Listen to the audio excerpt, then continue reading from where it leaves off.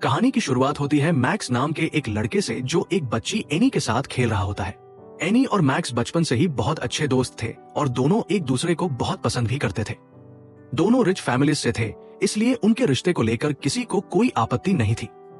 बचपन से ही उन्होंने पढ़ाई से लेकर हर चीज साथ की थी। जैसे जैसे वो बड़े हुए उनके बीच की दोस्ती प्यार में बदल गई।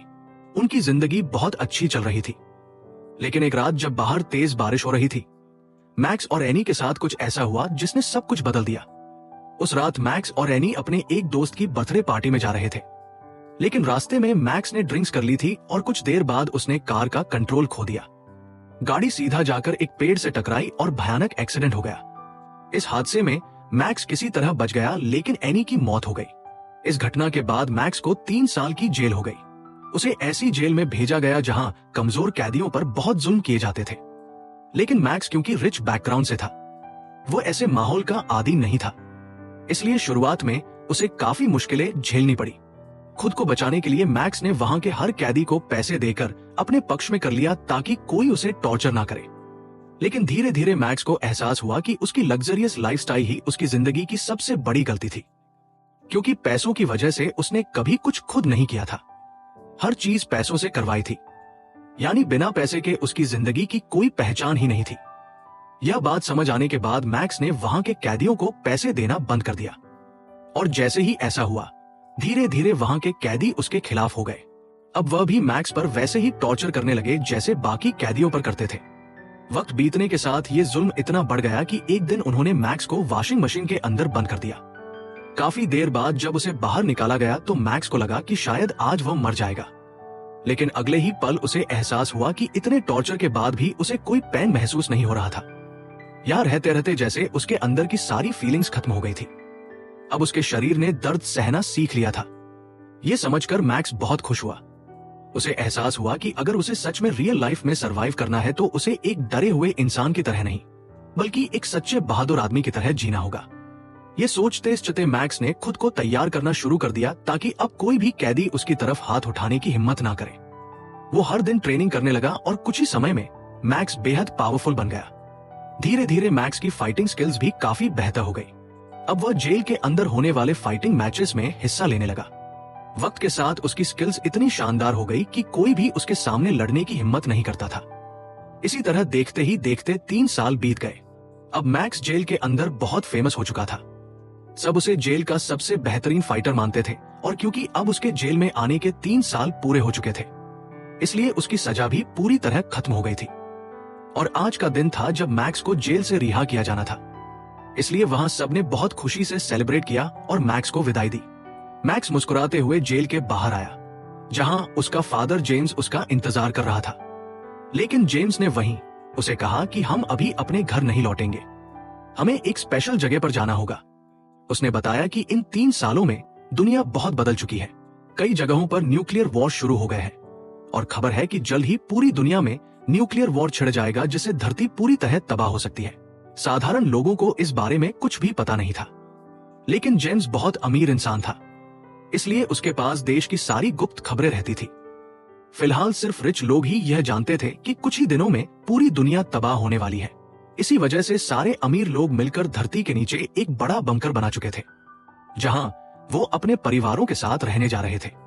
उस बंकर में हर सुविधा मौजूद थी, इसलिए वहां किसी को रहने या खाने की कोई परेशानी नहीं थी। वहां भी वो लग्जूरियस जिंदगी जी सकते थे। वो लोग अब उस बंकर में आराम से रह सकते थे और साथ ही धरती के विनाश से भी बच सकते थे। यहाँ तक कि वो उस बंकर के नीचे से धरती के नाश का पूरा नजारा भी देख सकते थे। जेम्स की ये बातें सुनकर मैक्स यकीन ही नहीं कर पा रहा था कि सिर्फ 3 सालों में दुनिया की हालत इतनी बदल चुकी है। फिर जेम्स ने अपने बेटे मैक्स को लेकर एक सीक्रेट हेलीकॉप्टर से उस गुप्त बंकर की ओर उड़ान भरी जो धरती के नीचे बनाया गया था। कुछ देर बाद जेम्स ने देखा कि वो बंकर सिर्फ जमीन के नीचे ही नहीं, बल्कि एक बहुत बड़ी नदी के बिल्कुल नीचे बना हुआ है। वो बंकर नदी की गहराई में बना हुआ था। उसे इतनी गहरी जगह पर बनाने का एक बड़ा कारण था ताकि जब पूरी दुनिया में न्यूक्लियर वॉर शुरू हो तब उसकी तबाही का असर वहां तक ना पहुंच सके। इस तरह वहां रहने वाले लोग पूरी तरह सुरक्षित रहेंगे। जेम्स तब मैक्स को एक मॉडल एलिवेटर के जरिए पानी के अंदर बहुत गहराई तक ले जा रहा था। वो जगह इतनी गहरी थी कि वहां पहुंचने में काफी समय लग रहा था। आखिरकार जब वह बंकर के पास पहुंचे तो अंदर जाने से पहले मैक्स और जेम्स के पास मौजूद मोबाइल और बाकी इलेक्ट्रॉनिक डिवाइसेस सब ले लिए गए। वह सारे डिवाइसेस वहां की एक खास जगह पर जमा कर लिए गए। इसके बाद उन्हें एक स्पेशल यूनिफॉर्म दी गई और उनके हाथों में एक हेल्थ डिवाइस लगा दी गई। मैक्स ने वहां ज्यादा वक्त बर्बाद नहीं किया और सीधा अपनी माँ और दादी के पास चला गया, क्योंकि बहुत दिनों से उसने उन्हें नहीं देखा था। मैक्स की माँ उसे देखकर बहुत इमोशनल हो गई। इसके बाद जेम्स ने मैक्स को पूरा बंकर घुमाकर दिखाया। वहां उनके जैसे कई और रिच फैमिलीज भी रह रही थी। इन्हीं में से एक परिवार था एनी का फैमिली, जिसे देखकर मैक्स हैरान रह गया। मैक्स जब एनी के पिता को देखता है तो वो तुरंत उनके पास जाकर दिल से माफी मांगता है। एनी के पिता उसे धैर्य देते हैं और कहते हैं कि उन्होंने उसे बहुत पहले ही माफ कर दिया था। इसके बाद एनी के पिता मैक्स और उसके परिवार को उसी दिन रात के डिनर पर अपने साथ इनवाइट करते हैं। उस रात दोनों फैमिलीज बहुत दिनों बाद साथ बैठकर डिनर करती हैं और माहौल बेहद खुश होता है। लेकिन वहां हम एनी की बहन एना को भी देखते हैं। एना अब तक मैक्स से बहुत नाराज थी, क्योंकि उसी की वजह से उसकी बहन एनी की मौत हुई थी। एना उसे बहुत प्यार करती थी, इसलिए वह अपनी आंखों के सामने मैक्स को बिल्कुल बर्दाश्त नहीं कर पा रही थी। उसी समय वहां एक महिला केसी आती है जो अपनी टीम के साथ मौजूद थी। दरअसल केसी ही इस पूरे बंकर की ओनर थी। सभी रिच लोग उसे पैसे देकर इस बंकर में अपने सीट्स बुक करवा चुके थे। केसी वहां मौजूद सब लोगों को अपने टीम मेंबर से मिलवाती है और फिर सबकी ओर देखकर कहती है, आप सब वाकई बहुत भाग्यशाली हैं, क्योंकि आपको यहाँ रहने का मौका मिला है। अगर आप बहुत अमीर ना होते तो इस जगह की बुकिंग करना नामुमकिन था। इसलिए आप सब शायद न्यूक्लियर वॉर में धरती के नाश के समय मर जाते, लेकिन मेरे इस बंकर की वजह से आप सब बच जाएंगे। साथ ही पूरी धरती के खत्म हो जाने के बाद भी आप यहाँ आराम से सरवाइव कर पाएंगे। केसी की इन बातों से वहां मौजूद सब लोग सहमत हो जाते हैं। फिर उसी रात दिखाया जाता है कि एना एक जगह एक्सरसाइज कर रही थी। तभी वहां मैक्स उसके पास आता है। मैक्स वहीं दिल से माफी मांगता है और कहता है, तुम भरोसा करो एना, तुम लोग एनी को जितना प्यार करते थे मैं भी उसे उतना ही प्यार करता था।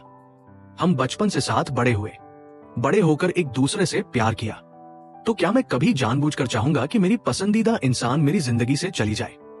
उस दिन की सारी घटना एक एक्सीडेंट थी।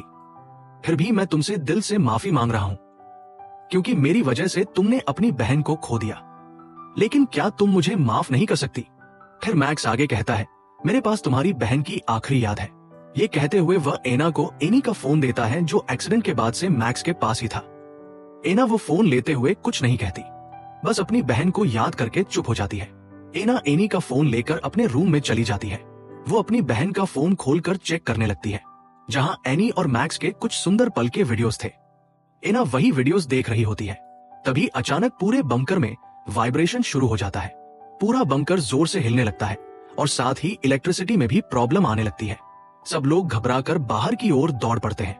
वो सब समझ जाते हैं कि उनके बंकर की सरफेस के ऊपर बहुत बड़ा एक्सप्लोजन हुआ है। इसी वजह से पूरा बंकर इतनी भयानक तरह से हिल गया था। फौरन एक माइक्रोफोन से सभी को बताया जाता है कि सब लोग ऊपर से नीचे वाले सरफेस पर चले जाएंगे। वहां जाने पर वह और ज्यादा सुरक्षित रहेंगे। उधर एना अपने परिवार को ढूंढते हुए देखती है कि उसके पिता एक बड़े मलबे के नीचे दबे हुए हैं। लेकिन मैक्स और जेम्स बहुत मेहनत से उसके पिता को वहां से निकाल लेते हैं।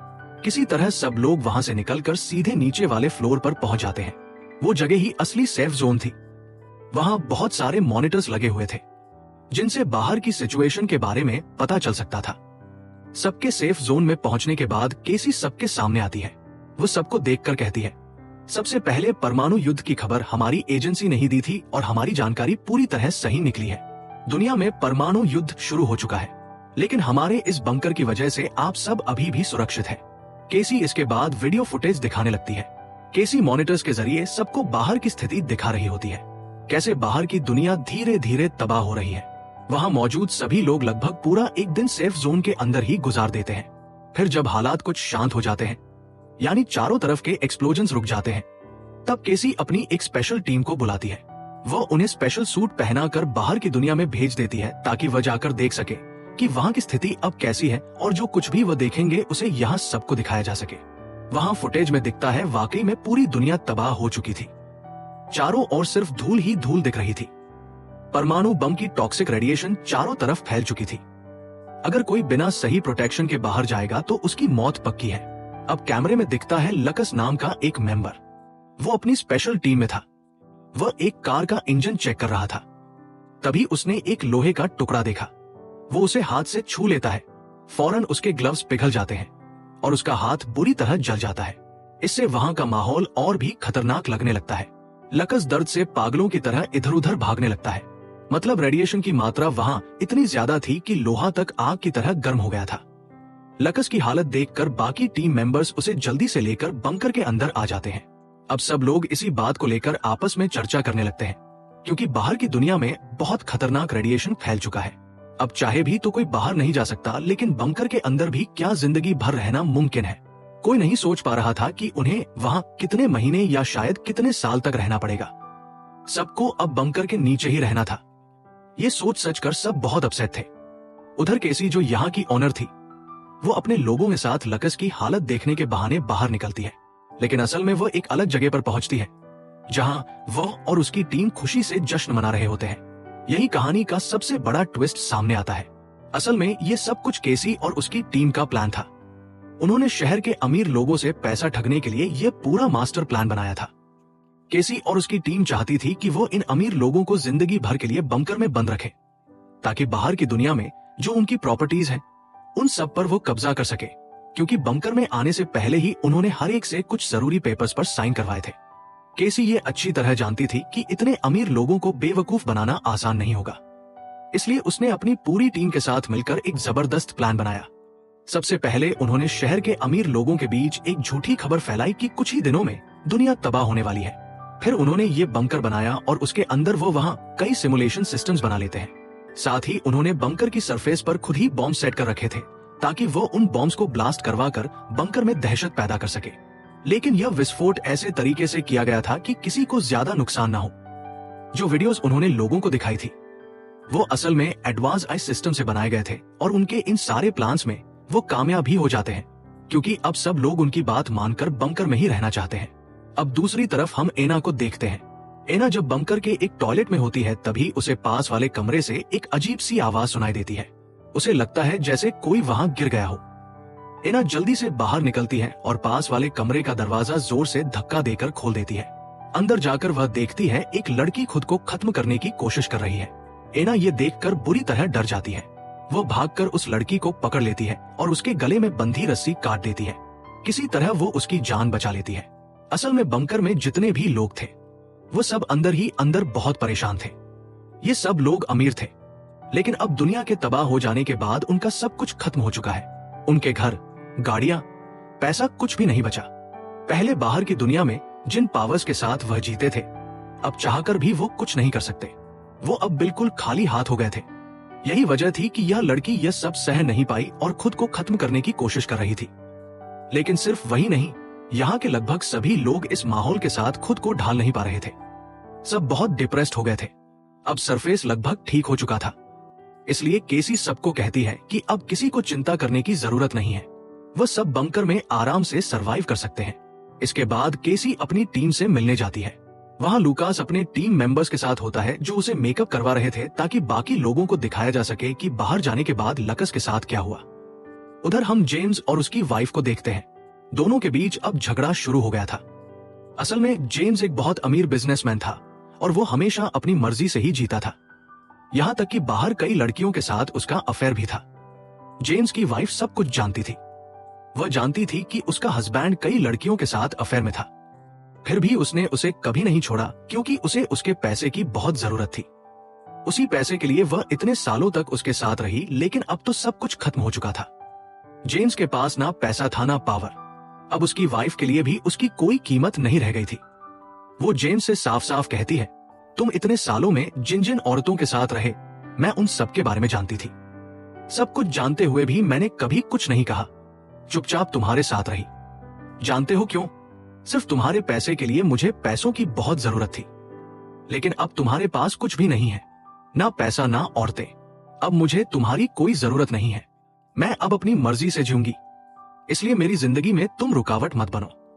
ये सब सुनकर जेम्स बहुत गुस्से में आ जाता है। जब उसकी वाइफ वहां से निकलने लगती है, जेम्स उसे डांटते डांटते उसके पीछे पीछे जाने लगता है। फिर वह बिना किसी की अनुमति लिए वहां मौजूद सबके हिस्से का खाना खाने लगता है। उधर जब गार्ड्स ये सब देखते हैं, तो वह तुरंत वहां पहुंच जाते हैं। वो अपनी इलेक्ट्रिक गन से जेम्स को झटका देने लगते हैं, लेकिन तभी वहां मैक्स पहुंचता है। वह अकेले ही उन गार्ड से लड़ने लगता है ताकि अपने पिता को बचा सके। तभी सही समय पर केसी वहां पहुंच जाती है। वो खुद सामने आकर सबकी प्रॉब्लम सॉल्व कर देती है। दूसरी तरफ हम एना के पेरेंट्स को देखते हैं। यहाँ पता चलता है कि एना के पिता का नाम हावर्ड है। जेम्स और उसकी वाइफ की तरह हावर्ड और उसकी वाइफ के रिश्ते भी ज्यादा अच्छे नहीं थे। दोनों के बीच भी अक्सर झगड़े होते रहते थे। हावर्ड और उसकी वाइफ आपस में झगड़ रहे थे।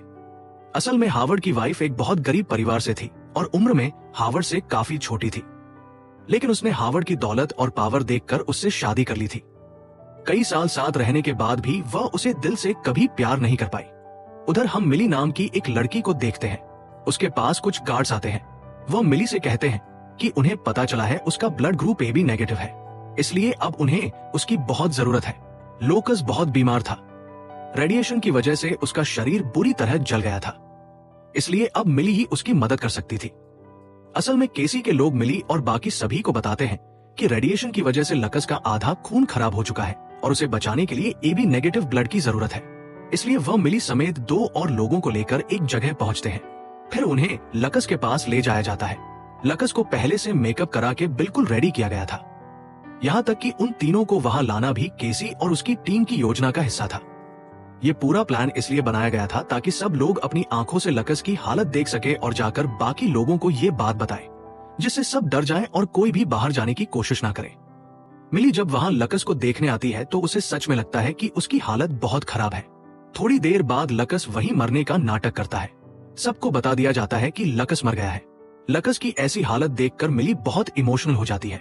अब धीरे धीरे केसी और उसकी टीम का पूरा प्लान सामने आने लगता है। केसी और उसकी टीम अपने प्लान में काफी हद तक सफल हो चुकी थी।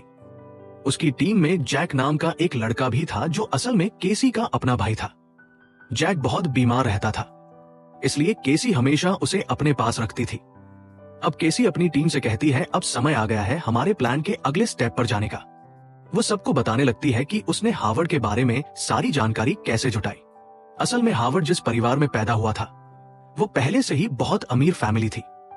बचपन के बाद धीरे धीरे हावर्ड ने अपने फैमिली बिजनेस की देखभाल शुरू कर दी थी। हावर्ड के पास पैसों की कोई कमी नहीं थी। बहुत कम समय में वह एक सफल बिजनेसमैन बन गया। धीरे धीरे उसने करीब 60 कंपनियों का मालिक बन गया। हर कंपनी से उसे इतना पैसा मिलने लगा कि उसका नाम दुनिया के 10 सबसे अमीर लोगों में शामिल हो गया। केसी अमीर लोगों से बहुत नफरत करती थी।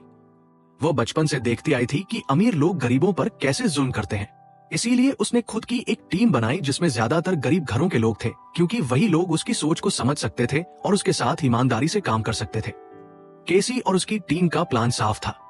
वो सारे अमीर लोगों को बंकर में बंद रखेंगे और बाहर जो उनकी प्रॉपर्टी और पैसा है वो सब गरीबों में बांट देंगे, ताकि अमीर और गरीब के बीच का फर्क थोड़ा कम हो जाए और गरीब लोगों को अब कभी छोटा महसूस ना करना पड़े। केसी को पता था कि अगर वो दुनिया के खत्म होने का प्लान बनाएगी तो अमीर लोग कभी गरीबों के बारे में नहीं सोचेंगे। वो सिर्फ अपने आप को बचाने की कोशिश करेंगे। इसलिए केसी और उसकी टीम ने सबसे पहले हावर्ड को निशाना बनाया। उनका प्लान था कि हावर्ड की सारी प्रॉपर्टी और पैसा गरीब लोगों में बांट दिया जाए। अब उन्हें ये पता लगाना था कि हावर्ड का पैसा कहां का रखा है, तो उन्होंने उसी के हिसाब से अपना काम शुरू कर दिया।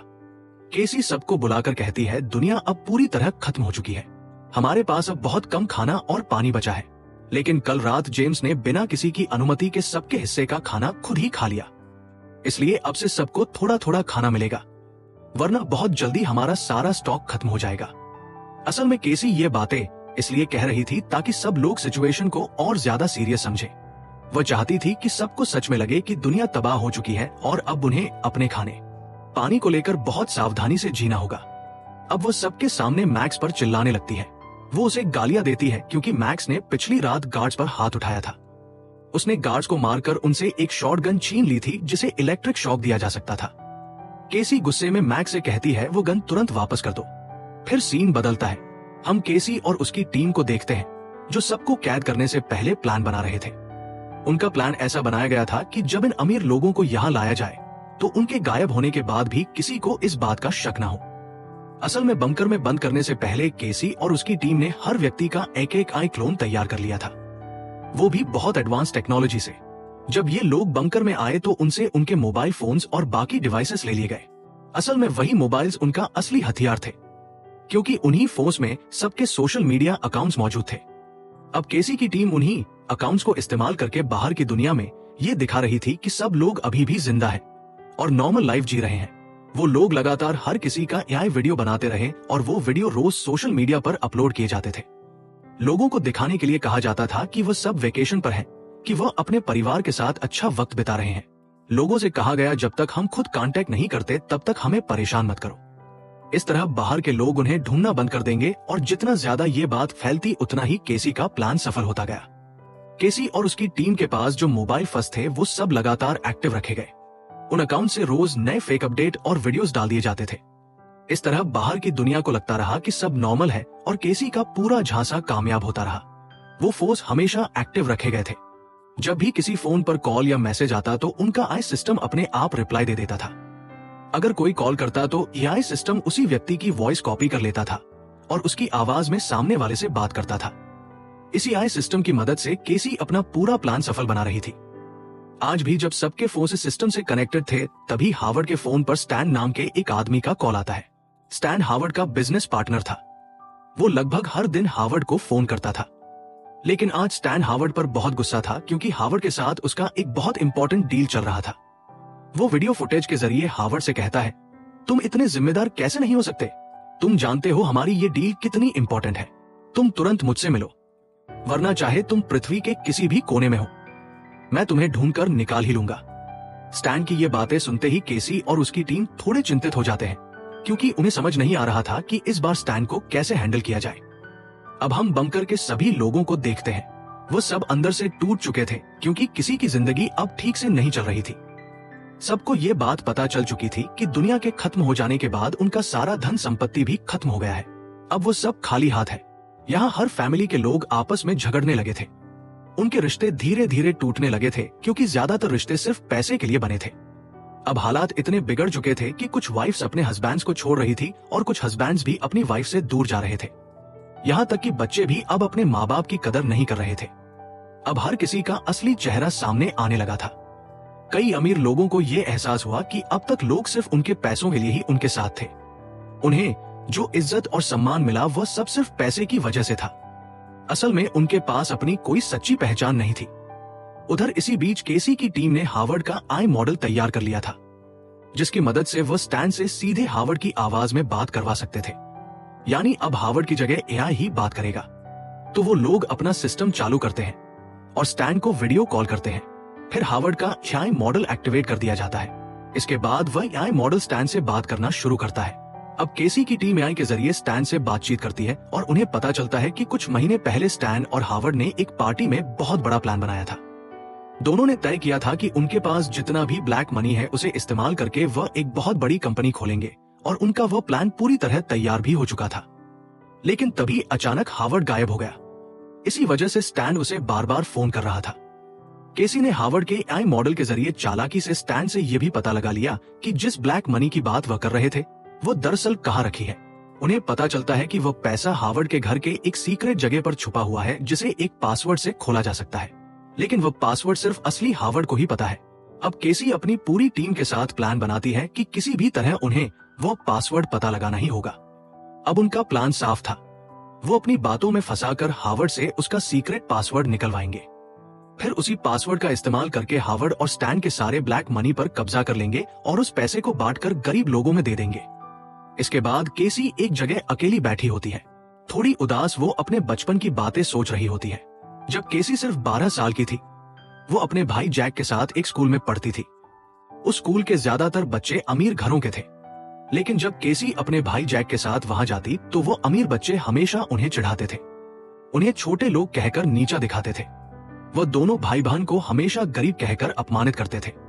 हालांकि केसी और उसका भाई जैक बहुत टैलेंटेड स्टूडेंट्स थे, लेकिन गरीब होने की वजह से उनकी मेहनत और हुनर की कभी कदर नहीं हुई। ऊपर से उनके पिता की आर्थिक हालत भी बहुत खराब थी। एक दिन केसी की माँ एक छोटा सा खत लिखकर उसे और जैक को छोड़कर चली गई। उनके पिता पहले से ही नशे के आदी थे, इसलिए उस दिन के बाद केसी और जैक के पास कोई नहीं बचा। वो दोनों सिर्फ एक दूसरे का सहारा बनकर बड़े हुए। कम उम्र में ही उन्हें यह समझ आ गया था कि उनका भविष्य कोई और नहीं बनाएगा, उन्हें खुद ही अपने लिए रास्ता बनाना होगा। इसलिए उसी वक्त से दोनों भाई बहन ने कड़ी मेहनत शुरू कर दी। वो अपनी पढ़ाई में और ज्यादा ध्यान देने लगे। धीरे धीरे दोनों ने कई डिग्रीज हासिल कर ली।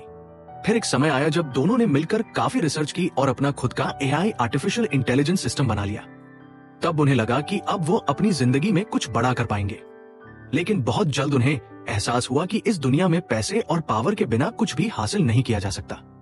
उन्होंने भले ही सबसे एडवांस्ड एआई मॉडल बना लिया था, उनके पास पैसे नहीं थे, इसलिए वह अपने एआई को मार्केट में लॉन्च नहीं कर पा रहे थे और ना ही लोगों के सामने अपना काम दिखा पा रहे थे। इसलिए उन्होंने कई कंपनियों से फंड मांगा ताकि वह अपने एआई को दुनिया के सामने पेश कर सके, लेकिन उस वक्त किसी ने उनका साथ नहीं दिया। उल्टा सबने उनके काम को मजाक समझा और उन्हें नीचा दिखाया। कुछ कंपनियां जो फंड देने को तैयार हुई, वह भी बिजनेस का ज्यादातर हिस्सा अपने नाम करना चाहती थी। धीरे धीरे केसी की हालत ऐसी हो गई जैसे उसकी पीठ दीवार से लग गई हो। एक वक्त पर उसे एहसास हुआ कि इस दुनिया में पैसे के बिना मेहनत और हुनर की कोई कीमत नहीं होती। केसी को अब यह समझ आ गया था कि अमीर लोग कभी भी उसके जैसे लोगों को ऊपर नहीं आने देंगे। उधर अमीरों के बच्चे कुछ किए बिना ही सिर्फ अपने पैसों की ताकत से बड़ी बड़ी कंपनियों के मालिक बन रहे थे। समाज में जो अमीर थे वो और ज्यादा अमीर होते जा रहे थे और जो गरीब थे उन्हें और नीचे धकेला जा रहा था। इस नाइंसाफी को केसी अब और सहन नहीं पा रही थी। इसलिए उसने ठान लिया कि वह समाज के हर गरीब इंसान की मदद करेगी और इसके लिए वह और उसका भाई जैक अपने बनाए हुए आई सिस्टम के जरिए इस प्लान को सफल बनाना चाहते थे और प्लान के मुताबिक उन्होंने बिल्कुल वैसा ही किया। केसी ने अपने प्लान को सफल बनाने के लिए ऐसे ही लोगों को अपनी टीम में शामिल किया जो उसके और उसके भाई की तरह बहुत टैलेंटेड थे, लेकिन पैसे की कमी की वजह से किसी ने उनके टैलेंट की कदर नहीं की थी। उनमें से ज्यादातर लोग भी अपनी जिंदगी में कभी ना कभी किसी अमीर इंसान द्वारा अपमानित हुए थे। इसी तरह केसी ने अब तक अपना पूरा प्लान चलाया। अब हम केसी को फिर से देखते हैं। वो अपनी टीम से कहती है, मेरे दिमाग में एक आइडिया आया है। मुझे अब समझ में आ गया है कि मैं हार्वर्ड से उसका पासवर्ड कैसे निकलवा सकती हूँ। केसी अब जान चुकी थी कि हार्वर्ड से पासवर्ड कैसे निकलवाना है। उसने तय किया कि वह हार्वर्ड को वही देगी जिसकी उसे सबसे ज्यादा जरूरत है, अटेंशन और केयर की। क्योंकि बंकर में आने के बाद से हार्वर्ड सबके लिए एक नजरअंदाज किया हुआ इंसान बन गया था। अब अगर कोई उसकी परवाह करे तो वह उसे जरूर अहमियत देगा। इसलिए केसी अपनी टीम की एक मेंबर को हार्वर्ड के पास भेजती है। उस लड़की का नाम था इंग्रिड। इंग्रिड हार्वर्ड से बहुत अच्छे से पेश आने लगती है। वो उसकी बातों में इंटरेस्ट दिखाती है और धीरे धीरे उसे अपनी तरफ आकर्षित करने लगती है। थोड़े ही समय में हार्वर्ड और इंग्रिड के बीच एक अच्छी दोस्ती हो जाती है। हार्वर्ड और इंग्रिड अब एक दूसरे के साथ वक्त बिताने लगे थे क्योंकि अब हार्वर्ड के पास बात करने के लिए कोई नहीं था। एक दिन इंग्रिड हार्वर्ड से कहती है, अगर तुम चाहो तो हम दोनों एक गेम खेल सकते हैं, इससे हमारा बोरिंग वक्त थोड़ा अच्छा गुजरेगा। हार्वर्ड उसकी बात मान जाता है। फिर इंग्रिड मुस्कुराते हुए कहती है, चलो हम दोनों एक दूसरे को अपने सीक्रेट्स बताएंगे। बातों बातों में इंग्रिड बताने लगती है कि उसके भी कुछ सीक्रेट लॉकर्स थे जहां उसने अपनी जिंदगी की सबसे कीमती चीजें रखी थी, लेकिन दुनिया के खत्म होने के बाद वह सब शायद नष्ट हो चुके हैं। इंग्रिड उससे पूछती है, तुम्हारे लॉकर के पासवर्ड्स क्या थे? फिर वह बनावट की बातें करके धीरे धीरे अपने लॉकर्स के पासवर्ड्स बताती है। बातों बातों में हार्वर्ड भी इंग्रिड पर भरोसा कर बैठता है। वो धीरे धीरे अपने सीक्रेट पासवर्ड सब बता देता है। और सिर्फ इतना ही नहीं, अब क्योंकि हार्वर्ड के पास कुछ भी बचा नहीं था, वो इंग्रिड को अपने बैंक और जहां जहां पैसा रखा था उन सब जगहों के डिटेल्ड पासवर्ड्स भी बता देता है। इसके बाद केसी का पूरा प्लान पूरी तरह कामयाब हो जाता है। अगले दिन केसी और उसकी टीम हार्वर्ड के आई कैरेक्टर का इस्तेमाल करके वो फिर से स्टैन को फोन करते हैं। वो स्टैन से कहता है, मैं अभी देश से बहुत दूर हूँ, फिर भी मैं तुम्हें बता रहा हूँ कि हमने अपना ब्लैक मनी कहाँ रखा है। ये रहे उन जगहों के पासवर्ड्स। तुम वहां से सारा पैसा निकाल लो और उस पैसे से कोई स्टार्टअप कंपनी शुरू कर दो, क्योंकि मेरे लौटने में बहुत देर हो जाएगी। इसी बीच केसी हार्वर्ड के आई कैरेक्टर के जरिए स्टैन को और एक बात बहुत साफ तरीके से बता देती है, तुम खुद से कोई कंपनी मत खरीद लेना, मैं जो कंपनी का नाम बताऊंगा वही खरीद लेना। असल में यह भी केसी और उसकी टीम का एक बड़ा चालाकी भरा प्लान था। उनका मकसद था स्टैन को इस तरह मैनिपुलेट करना कि वो वही कंपनी खरीदे जिनका फैसला केसी कर चुकी है। केसी ने स्टैन को जिस कंपनी को खरीदने के लिए कहा था वो दरअसल उनकी बनाई हुई एक फेक कंपनी थी। जैसे ही स्टैन और हार्वर्ड का पैसा उस कंपनी में लगाया जाता, केसी और उसकी टीम चालाकी से वह सारा पैसा अपने कब्जे में ले लेते। इसी तरह सबसे पहले उन्होंने हार्वर्ड का पैसा हड़प लिया और फिर धीरे धीरे बंकर में मौजूद बाकी सारे अमीर लोगों का पैसा भी चुपचाप अपने कंट्रोल में लेने लगे। उधर अब हम मैक्स को देखते हैं। उसे यहाँ की हर चीज कुछ अजीब लगने लगी थी। खासकर सबके हाथों में जो ब्रेसलेट्स थे उन्हीं पर उसे शक हो रहा था, क्योंकि जब उन्हें ये ब्रेसलेट्स दिए गए थे तो कहा गया था कि ये उनकी सेफ्टी के लिए है। कहा गया था कि ये ब्रेसलेट्स उनकी हेल्थ कंडीशन बताने के लिए है। लेकिन जब मैक्स ने ध्यान से अपना ब्रेसलेट देखा तो उसे उसके अंदर एक छोटा सा माइक्रोफोन नजर आया, यानी उसी माइक्रोफोन के जरिए केसी और उसकी टीम उनकी सारी बातें सुन रही थी। ये देखकर मैक्स को बहुत शक होने लगा, इसलिए उसने तय किया कि वह बंकर के बारे में और जानकारी निकालेगा। लेकिन वह यह काम अकेले नहीं कर सकता था क्योंकि पकड़े जाने का खतरा था। इसलिए उसने फैसला किया कि वह इस काम में एना को अपना साथी बनाएगा। मैक्स अब एना से दोस्ती करना चाहता था। वो कुछ कागज के टुकड़ों पर अपनी सारी बातें लिखकर उसके पास लाता है, क्योंकि अगर वह सीधे एना से बात करता तो केसी और उसकी टीम माइक्रोफोनों के जरिए उनकी हर बात सुन सकती थी। मैक्स एना के पास जाकर एक कागज दिखाता है जिस पर लिखा होता है, चुप रहो। एना हैरान होकर उसकी तरफ देखती है। फिर मैक्स अगले कागज पर लिखता है कि यहाँ आने के बाद से उसे कई बातें अजीब लगी हैं। वो ये भी बताता है कि जो ब्रेसलेट उन्हें हेल्थ डिवाइस के नाम पर दिया गया था उसके अंदर असल में एक माइक्रोफोन लगा है। मैक्स ना को बताता है कि उनकी हर बातचीत सुनी जा रही है। फिर वो ये भी कहता है, यहाँ कोई भी ये बात पक्के तौर पर नहीं कह सकता कि सच में दुनिया में परमाणु युद्ध हुआ है या पूरी दुनिया तबाह हो चुकी है। जो कुछ भी हम देख रहे हैं वो सब हमें केसी और उसकी टीम ही दिखा रही है। ऐसा भी तो हो सकता है कि वो हमें धोखा दे रहे हो। मैक्स कहता है कि अगर सच जानना है तो उन्हें बहुत सोच समझकर प्लान बनाना होगा। इसके लिए उसे एना की मदद की जरूरत है। फिर मैक्स एना से कहता है, तुम्हें अब मेरे साथ प्यार का नाटक करना होगा ताकि किसी को हम पर शक ना हो। केसी और उसकी टीम को अब लगने लगा कि मैक्स और एना के बीच कुछ चल रहा है। उनकी पूरी टीम दोनों पर नजर रख रही थी, लेकिन वह समझ नहीं पा रहे थे कि यह दोनों आखिर किस बात पर चर्चा कर रहे हैं। उन्हें सिर्फ एक बात पर शक हुआ। कल तक एना मैक्स को देखना भी पसंद नहीं करती थी, क्योंकि उसी की वजह से उसकी प्यारी बहन एनी की मौत हुई थी, और अब अचानक वो दोनों इतने करीब कैसे आ गए। उधर मैक्स एना से कहता है, हमें सबसे पहले इस बंकर के सिस्टम और इलेक्ट्रिसिटी लाइंस को बंद करना होगा। मैक्स ने एक प्लान बनाया ताकि पूरा बंकर अंधेरे में डूब जाए। अंधेरे का फायदा उठाकर वह दोनों बाहर जाकर देख सकेगी सच में दुनिया तबाह हुई है या नहीं। लेकिन बाहर जाना बहुत रिस्की था, इसलिए उनके पास सेफ्टी सूट होना जरूरी था। मैक्स ने अना को काम दिया कि जब सब कुछ अंधेरा हो जाए तो वो 2 सेफ्टी सूट चुरा कर ले आए। तब तक मैक्स बंकर के सिस्टम रूम को ढूंढ लेगा। इसके बाद अपने अगले प्लान के लिए उसने अना को अपने रूम में बुला लिया। मैक्स वहां जाकर बहुत जोर से रोमांटिक म्यूजिक प्ले कर देता है ताकि वो बिना झिझक अपने प्लान के बारे में खुलकर बात कर सके। मैक्स और अना सोचते हैं कि जल्दी ही वो इंटीमेट हो सकते हैं, इसलिए केसी की टीम उन पर ज्यादा ध्यान नहीं देगी। इसी बीच मैक्स अना को अपने कमरे में दिखाता है कि वहां एक सीक्रेट एग्जिट गेट है, यानी अब उन्हें बंकर के अंदर एक डिस्ट्रैक्शन बनानी होगी ताकि सारे गार्ड्स दरवाजों से हट जाए।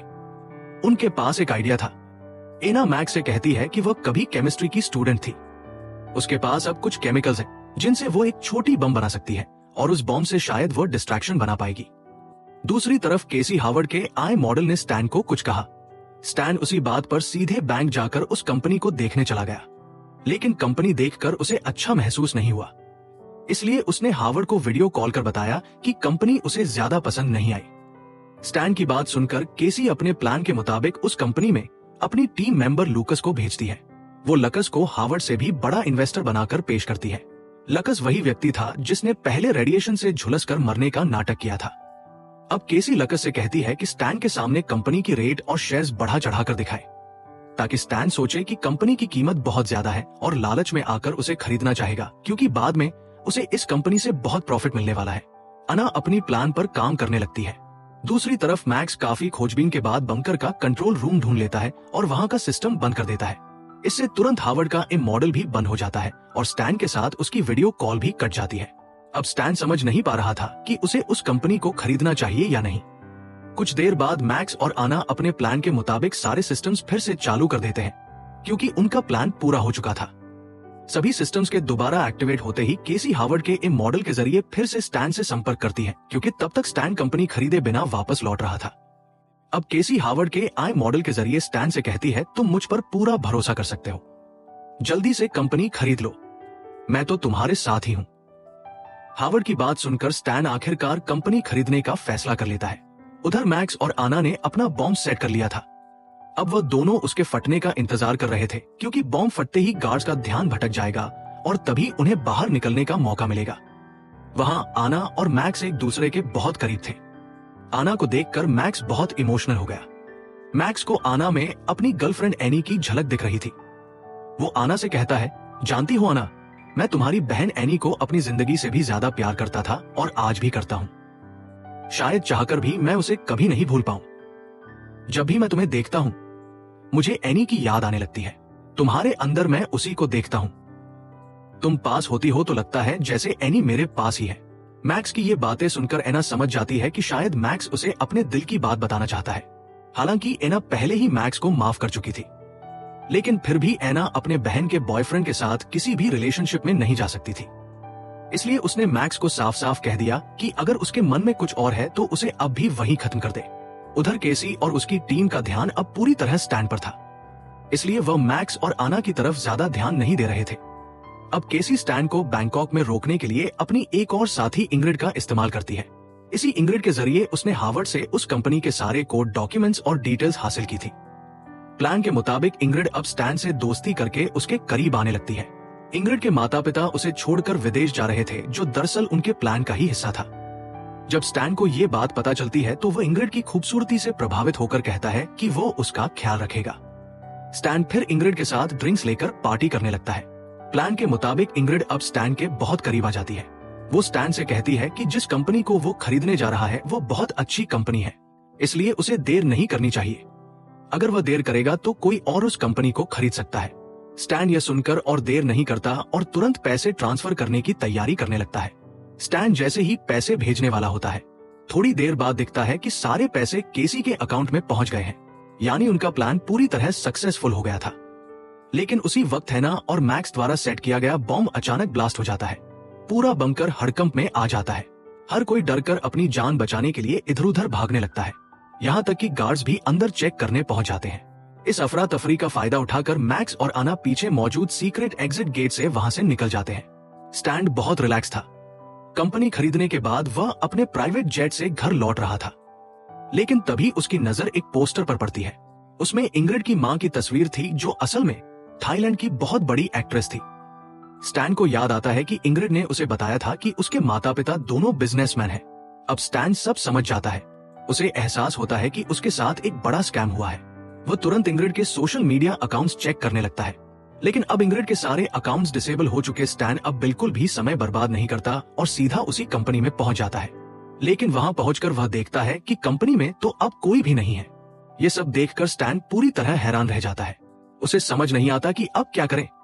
वो तुरंत हार्वर्ड को वीडियो कॉल करता है और उससे कुछ प्राइवेट सवाल पूछता है, जैसे कि वह दोनों साथ में कहां घूमने गए थे, क्या क्या किया था और वो किस कॉलेज में पढ़ता था। लेकिन इस बार हार्वर्ड किसी भी सवाल का जवाब नहीं दे पाता। कुछ ही देर में स्टैन को एहसास हो जाता है कि जिस हार्वर्ड पर वह इतने दिन से भरोसा कर रहा था वो असली हार्वर्ड नहीं है। स्टैन को अब पूरी सच्चाई समझ आ जाती है जिससे वो इतने दिन बात कर रहा था। वो असली हार्वर्ड नहीं बल्कि उसका एक आई कैरेक्टर था। उसी एआई का इस्तेमाल करके स्कैमर्स ने उसे पूरी तरह बर्बाद कर दिया था। उधर केसी और उसकी टीम का पहला मिशन पूरी तरह सक्सेसफुल हो चुका था। उन्होंने हार्वर्ड और उसके दोस्त दोनों के पैसे हड़प लिए थे। अब उनका अगला लक्ष्य था धीरे धीरे बाकी सभी मेंबर्स को भी ऐसे ही ट्रैप में फंसाना। इसलिए वो लोग अपने अगले प्लान की तैयारी करने लगते हैं। वहीं दूसरी तरफ एना और मैक्स तब तक सेफ्टी सूट पहनकर बंकर के मेन डोर तक पहुंच चुके थे। अब वो दोनों आखिरकार जानने वाले थे कि दुनिया सच में ठीक है या सब कुछ खत्म हो चुका है। अब सब कुछ साफ हो चुका था। केसी और उसकी टीम ने उनके साथ बड़ा स्कैम किया था। अब मैक्स और आना को पूरा यकीन था कि वो लोग केसी के खिलाफ कार्यवाही कर पाएंगे और सब अपने नॉर्मल लाइफ में वापस लौट सकेंगे। ये सोचते हुए मैक्स धीरे धीरे बंकर का दरवाजा खोलता है। जैसे ही दरवाजा खुलता है, सूरज की शुद्ध रोशनी उसके चेहरे पर पड़ती है। मैक्स हैरानी से बाहर की तरफ देखता रहता है, क्योंकि बहुत लंबे समय बाद उसने बाहरी दुनिया की रोशनी देखी थी और इसी थ्रिलिंग एंडिंग के साथ कहानी यही खत्म हो जाती।